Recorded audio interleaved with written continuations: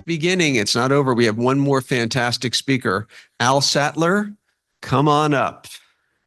We are grateful and very excited to have Al Sattler with us, who is a giant in the Sierra Club. And Al, I'm going to come over to my seat right here. It's all ready for you. It's all set to go. Oh, right here? Perfect. Okay. I'm going to bring this to you. Al. Great. All right. I'm not very, very hard act to follow there. Okay. I'm not even going to try. Right. Let me give you the introduction. Al Sattler is the vice chair and political chair for the PV South Bay Regional Group of the Sierra Club. He speaks about environmental issues. He's been a Sierra Club activist since 1980, long enough to remember when President Reagan appointed James Watt to be Secretary of the Interior. Al was awarded the Lifetime Achievement Award. Hey, Tim. Al was awarded the Lifetime Achievement Award by the Los Angeles and Orange County Sierra Clubs. He plans to speak about the important anti-pollution laws that were passed since the first Earth Day, which was way back in 1970. As a result of these laws, our air and water became much cleaner. Now, much of that environmental improvement is under threat from the Trump administration. Al will discuss local, regional, national, and global environmental issues. How about a big hand for Al Sattler? Okay. You have to get close to that. Okay. Sound check. Okay. All right. First of all, I'm not going to be anywhere near as all-encompassing as that planned write-up was. How long do I have? As long as you like, about half. Okay.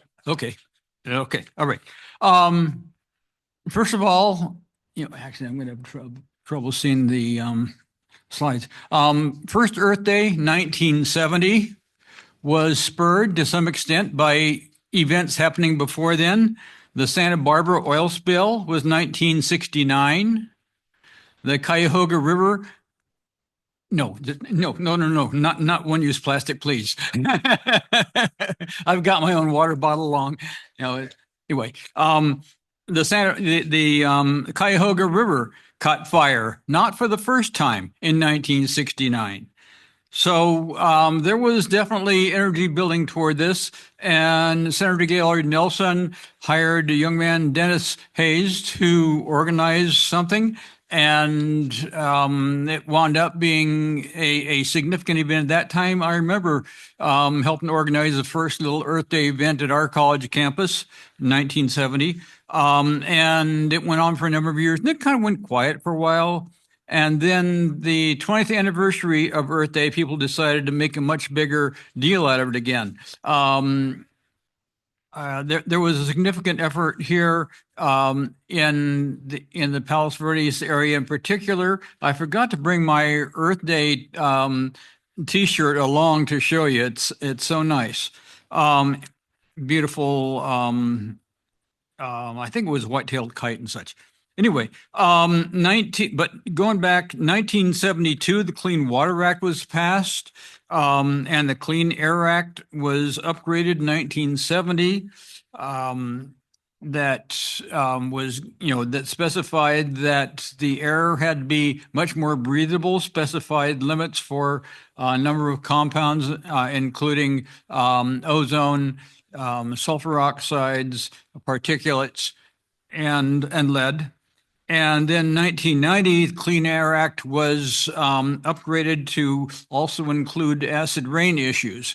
A number of lakes were becoming too acid for life to be there, and so sulfur oxide emissions were capped from coal-fired power plants, and the amounts of sulfur oxides coming out were greatly reduced. In 1970, the U.S. Environmental Protection Agency was established by executive order from Mr. Nixon. And then later it was confirmed by Congress. And of course, we know what the Environmental Pollution Agency or Environmental Petroleum Agency is likely to become now under Zeldin. So it's really sad. Times have changed. One of the other things came out of 1970 was the Dirty Dozen. Environmental Action, a group that was helping with Earth Day, together with the League of Conservation Voters, found a dozen congresspeople who were especially bad on environmental issues, both Democrats and Republicans, and knocked off 7 of them. That got people's attention a little bit. So, League of Conservation Voters has been working on environmental related elections ever since then. They've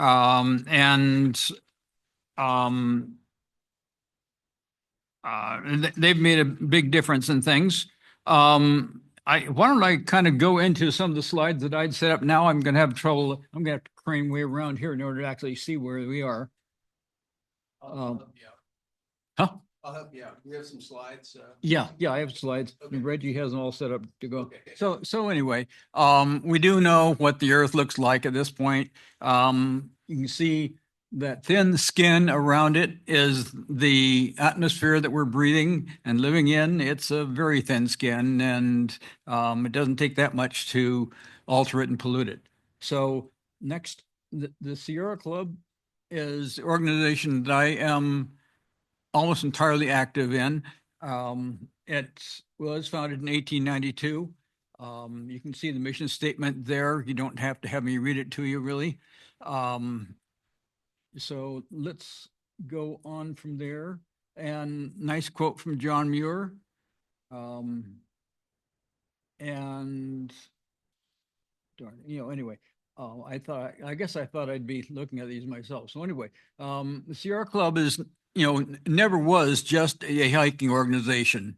John Muir and friends organized the Sierra Club to actually start doing wilderness preservation, taking people out to see wild areas so they'd appreciate them, so they'd want to save them. And for example, John Muir took President Teddy Roosevelt out camping without the Secret Service overnight and helped get national parks established. So fast forward to 1966, dams were being planned for the Grand Canyon. Some already been put in place. And Sierra Club took out full-page ads in the New York Times. This is only the first headline, actually. Another one was, would you flood the Sistine Chapel so you could see the paintings on the roof better or on the ceiling? Because the dam proponents were talking about, well, if we flood it, then people can get in to see the canyons better. So anyway, as a result of that, a certain congressperson went across the street to the IRS and said, is this consistent with the Sierra Club's 501c3 tax-deductible tax status? And the next day, the Sierra Club lost its 501c3 tax status and has been a 501c4 organization ever since, which means that we are free to do lobbying, unlike organizations that receive tax-deductible donations. So we do have chapters in all 50 states. We have lobbying efforts in Washington, D.C., in Sacramento, basically all those states. And we don't have to be reporting the amount that we're spending on lobbying. And let's see, next. Okay. Let's just kind of skip through some of them. Clean Air Act. I was in Pittsburgh for an environmental conference, and there they were saying how Pittsburgh was a 3-shirt town, that people who were well dressed changed their shirt 3 times during the day because it was so grimy. And you were able to see some of the concrete and stonework there that still had all the black grime in it from all the coal that was burned there. And of course, those of us who are older remember how bad it was here in LA, hurt to inhale. And news, it still is not great. People in the Inland Empire who are the downwinders in a sense are still, facing asthma. So the battle is not yet won. and people in the Central Valley are definitely having major problems. So let's go on. Okay, and Clean Water Act, for the waters to be drinkable, swimmable, and fishable. And yeah, so let's go on. I mean, there are local examples of environmental issues. Back in the early 1970s, brown pelicans, bald eagles, and peregrine falcons were not to be seen here in Southern California.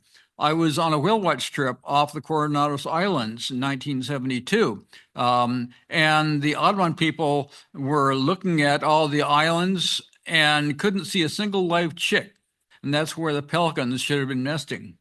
And it was because of the eggshells being thinned by DDT, as it turned out. And it was found that the U.S., largest producer of DDT in the U.S. was Montrose Chemical, based right in the harbor strip next to Torrance. And my former employer, the sanitation district, I didn't work there at the time, more or less tracked the DDT upstream and said, "Oh, you're not going to put this in our sewer any longer." But 1 or 2 thousand tons of DDT in the meantime had flowed out through the sewer out White Point to cover the ocean. And that's what was poisoning the birds. The fish were bringing the DDT up and birds eating it in biomagnification. And so with the 1972 passage of the Clean Water Act and reduction of DDT going out, eventually sediments were covering those, and fish were having less DDT, and brown pelicans and peregrine falcons have made a comeback. And one other story is sludge going out, the outfall, again, my former employer, where it was basically covering the kelp that was growing around the Palos Verdes Peninsula. It was maybe 1 acre of kelp down to that amount around the PB Peninsula. A movie was made about it called The Poison Sea. And they started, getting the sludge out. And kelp came back also. So now we've got much more kelp, much more wildlife in the ocean around the Palos Verdes Peninsula. Let's go on. And yeah, global warming issues. Let's face it, this is a big, big issue. And when I am more angry at Trump about this than anything else. Yes, he's tearing out our democracy, and that's going to make it that much harder to deal with this. But this is an existential threat for us, folks. We have got to get off of the fossil fuel economy. So next, let's see. So how many people have seen this plot before? Come on. How many people have seen this before? Okay. Yeah, so this is, not everybody, this is showing the plot of carbon dioxide going up in our atmosphere, going up each year. The sawtooth graph is Northern Hemisphere, and the red one is South Pole. So each year, the exhaust from CO2 raised the CO2 in the Northern Hemisphere, and then in the springtime, plants are growing, they take it up. So then it comes down by about 4 or 6%. Then next winter, they've died back. They've given back that CO2, but meanwhile, there's been that much more spewed out. So each year it's been about 2 or 3% or 2 or 3 parts per million increase. So next slide. So tracking back to ice cores, you can see that it's gone up from 280 up to about 420 parts per million.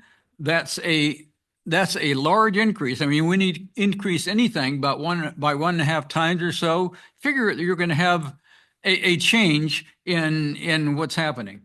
And that's, go on, please.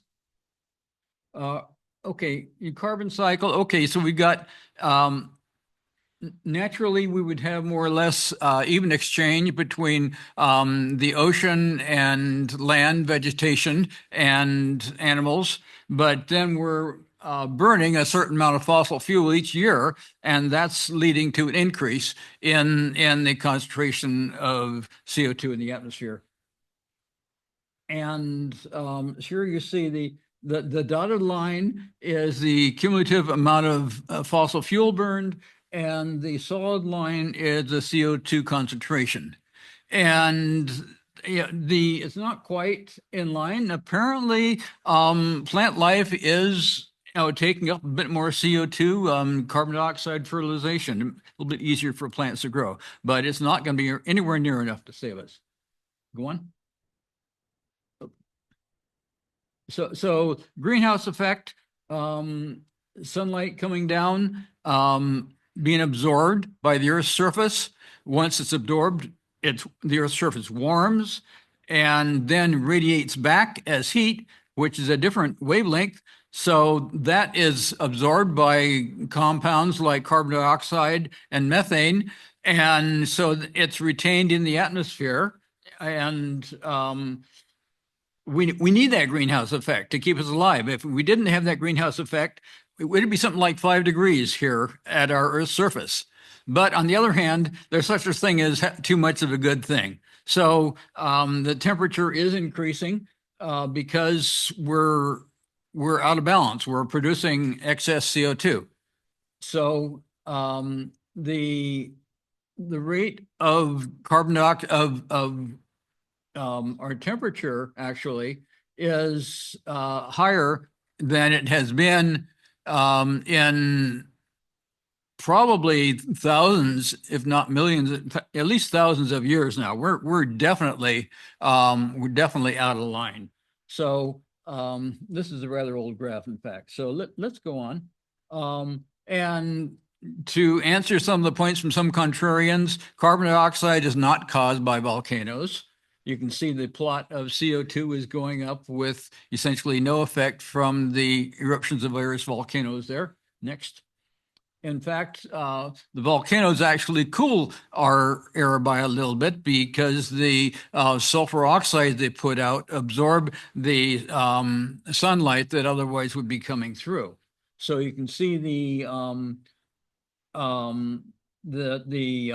dips in the black, which is the plot of the temperature, and those are the various volcanoes that erupted. So, and there are 3 gases that are especially important in causing the greenhouse effect to increase. And carbon dioxide is what we're spewing out from burning fossil fuels. Methane is leaking out from natural gas, so-called natural gas production. And nitrous oxide is not just laughing gas, but it's also a result from over-fertilization and also seems to escape some from wastewater treatment plants. And they're all very important.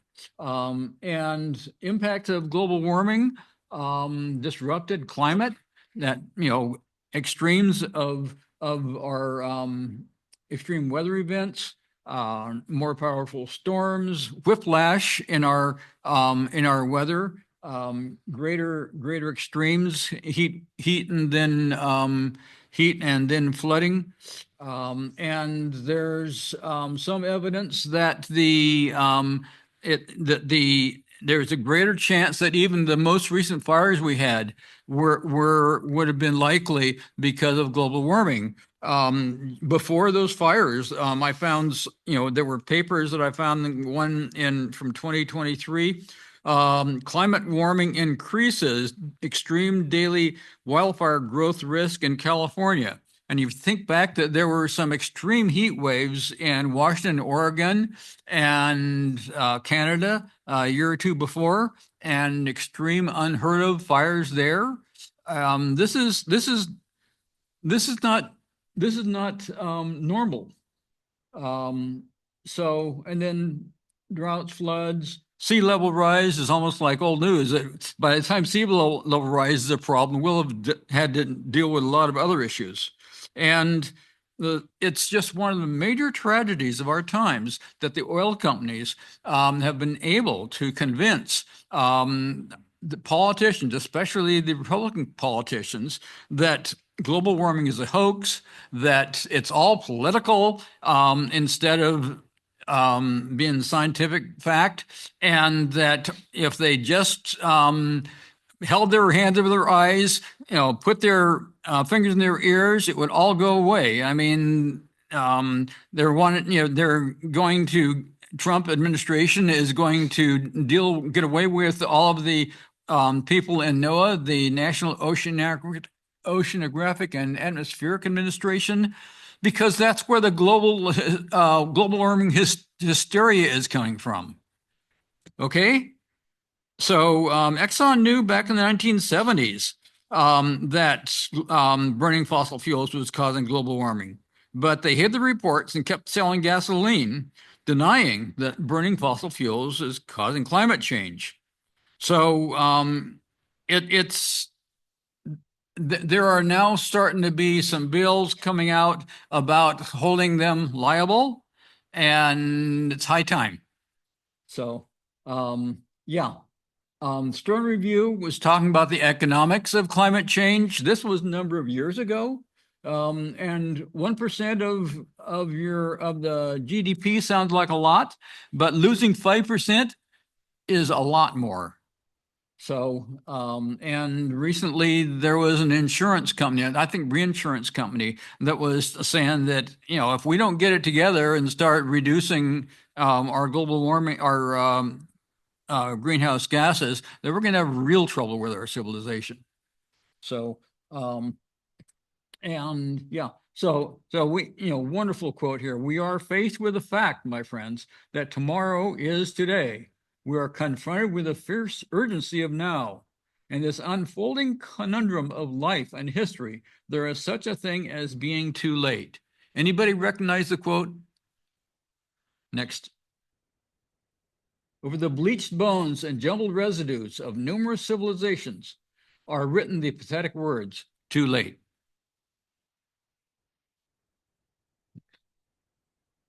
And the future is in our hands. There's uncertainty about exactly how bad it's going to be from various levels of emissions of global warming gases, but it's just a question about whether it's going to be bad or really bad. And you can see the red going up if we don't do anything, as compared to if we take real action. If we can keep our global warming down to about 2 degrees above pre-industrial, we'd be in much better shape. You think already we're above 1.5 now. They'd been hoping to keep it 1.5, and we're already seeing horrific storms and such. So, no, I'm sorry. Huh? What? Is what? In the 1970s, is there a dip in the 1970s? This one here, that's in the 1910. Yeah, 1900. Yeah, I mean, there have been some little dips. Yeah, I mean, it's not monotonic. It's been going up and down, partly a matter of what the economy is doing. And there's people wave their hands a little bit back and forth as to exactly what was going on. Maybe World War II is depressing the economy a little bit, less emissions. And right now, people are saying, it's hotter than expected, and maybe that's because they did emission controls. They required that ocean-going ships burn fuel with less sulfur, and so just like when the volcanoes were pulling out sulfur oxides that were cooling it down, maybe the ships were cooling the oceans out by a little bit, and so it's hotter than expected.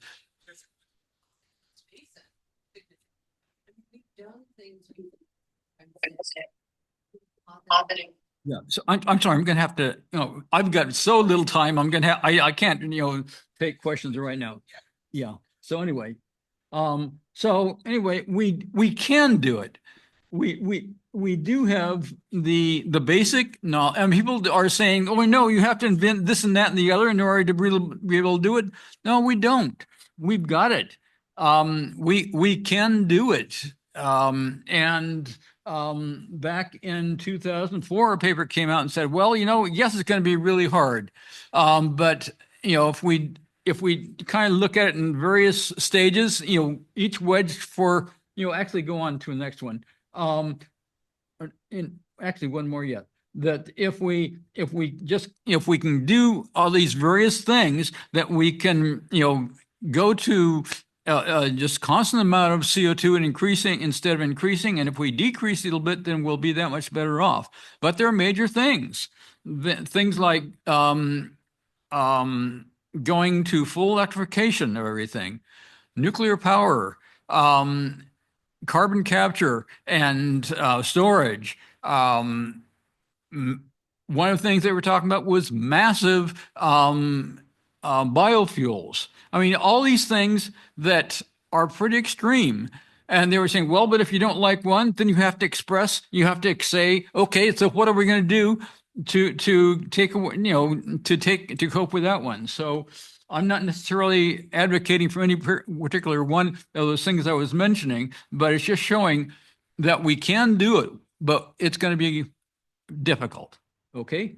But, yeah. So one of the things is definitely electrification. Electrify everything and get the electric power from renewable energy. Electric vehicles, heating and air conditioning and hot water heating. And next. And just to show what progress we've made on that, here in California, 2010, 182 megawatts peak of solar power production. Next. 13,000 megawatts as compared to 180, okay?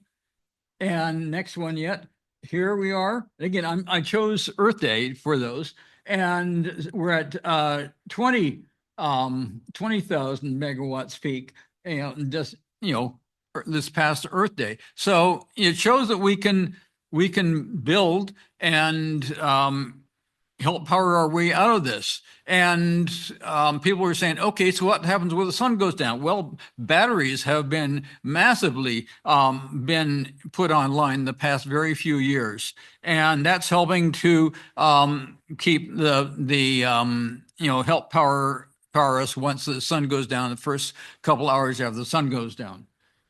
Next.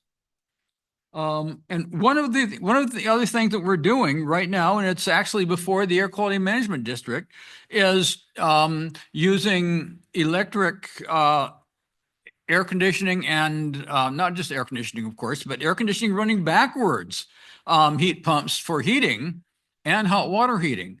And this is a way to get away from burning natural gas, which of course produces CO2, and also having leaking methane, which also is a greenhouse gas. So this is one of the big efforts that we're having right now at the Air Quality Management District, working to have a rule to phase in the use of heat pumps instead of natural gas for heating.